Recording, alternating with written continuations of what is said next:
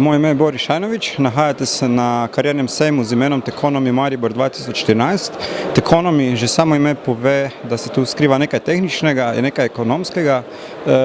Naša ideja je to, da se študenti, ki študirajo tehniko, naravoslovje in tudi ekonomisti predstavijo podjetjem, katera so tukaj zato, da jim ponudijo prakse, da jim ponudijo študentsko delo, da jim ponudijo službe, da jim ponudijo štipendije.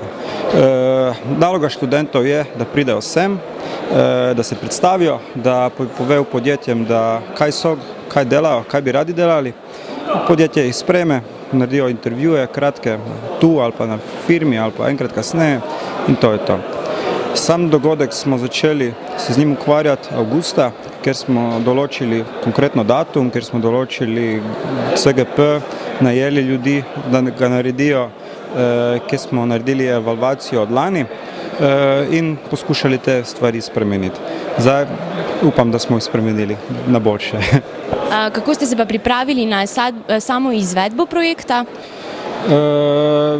Pripravili smo se na enem dejansko dogodku, ko sem ga organiziral, ko sem ga pripravil za nas, ker smo z vsemi študenti, ki so pri nas, z vsemi aktivnimi člani, ki so pri nas, naredili evalvacijo, elaborat sem spisal, smo šli čez elaborat in si točno splanirali, kdaj, kaj, kateri dan po časovnici je potrebno narediti.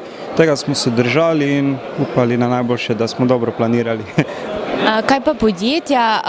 Se morajo prej prijaviti na kakšen razpis? Kakšni so pogoji? Nekjer od oktobra dalje smo kontaktirali podjetja, kar je rezultiralo zdaj z 17 podjetji. Kontaktirali smo 65 avstrijskih podjetij in okrog 500-600 slovenskih podjetij. Rezultat tega je, da imamo eno podjetje za Slovenije in 16 podjetij za Avstrije.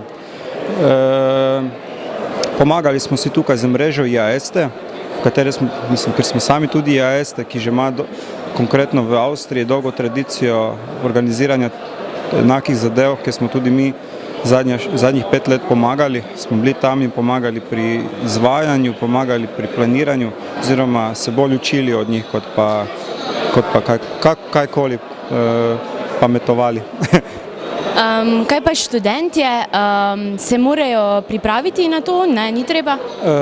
Za študente smo tukaj pripravili karierni center, ki jih svetuje, kako prvič pristopiti do podjetja ali pa s kakimi takimi namigi, triki jih pripraviti na kratko, kako dostopiti do podjetja.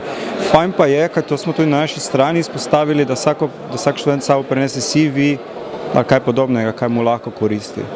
Kaj pa podjetja najbolj iščejo pri mladih, ki si iščejo službe? Proaktivnost. Da nimajo samo študenta, ki ima ogromno znanja, pač pa ki zna to znanje pol tudi uporabiti in ki si tudi sam ve to znanje nekjer uporabiti, da si sam najde delo, tudi če v mejah njihovega podjetja, tudi če kaj drugega.